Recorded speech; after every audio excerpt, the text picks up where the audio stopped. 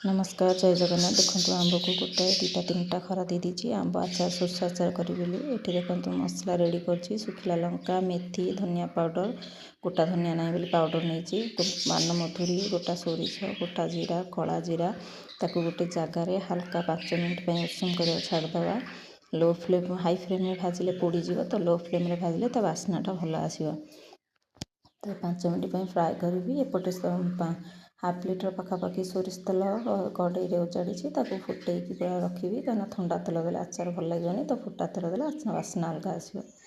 ये मोर गोटा मसला भजा हो गला उजाड़ी धनिया पाउडर बास्ना जाए हल्का उषुम करदेली।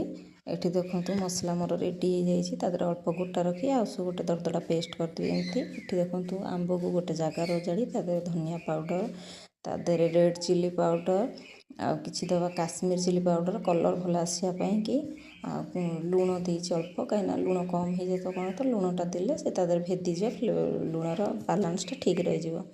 तो लुण भी किछि दे देइछि दरदरा पेस्ट को उजाड़देली गोटा जो जीरा धनिया सोरिष सब भाजदेली से देली कंचा पकईनी भजा पकईबे कंचा पकईबेनी भजा रखी से पकईली ताको भलसे गोलैली तादर तेल उजाड़ा को उजाड़ला बेले भिडटा करने गोले देके देखो कितने सुंदर देखा कि बास्ना आपको डब्बार कंटेनर रखिले तेल दे रही जय जगन्नाथ।